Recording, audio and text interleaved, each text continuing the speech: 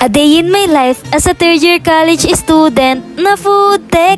So hi guys, ako si Angeline. Nag-aaral, nagbo-vlog at nagne-negosyo. Isa na naman nga pala tong late upload guys. Medyo marami nga rin pala akong inaasikaso maliban sa akin. Inaasikaso ko nga pala sa business ko guys. Pinalitan ko na nga pala siya ng pangalan. Mga nakasubaybay nga pala sa akin, ang pangalan dati ng business ko ay Ace Clothing. Pero ngayon ay pinalitan ko na siya, AV Apparel ko nga pala guys. Kung tatanungin nyo nga pala kung bakit AV Apparel ko yung pinalit ko, kukonekta ko na kasi to sa pagbablog ko. Kumbaga kaya siya AV kasi Angeline's Vlog tapos apparel ko. Hintayin nyo nga pala yung bago kong ilalabas na merch guys. Connected siya sa Angeline's Vlog doon sa may AV Apparel ko. May mga kailangan lang talaga ako unahin sa ngayon. Dahil nga ako si Angeline's Vlog, nag-aaral, nagbo-vlog at nagne-negosyo. Kayang-kaya ko naman to. Ito nga pala yung normal day namin guys, every Tuesday and Thursday. Kung ano yung mga nakita nyo sa unang video, ayun yun guys, yung mga nangyayari tuwing Tuesday and Thursday. Mukha lang nga pala na wala kaming ginagawa pero super busy talaga. Dahil kailangan ko nga paikliin yung video ko. Alam ko naman kasi maiinip din kayo. Nga pala guys, kung napanood nyo tong video ko na to, mag-comment naman kayo dyan sa may comment section kung tagasan kayo para alam ko kung hanggang saan na nakakaabot yung video ko. Kakaroon nga rin pala ako ng paraffle guys, kaya abang-abang lang kayo at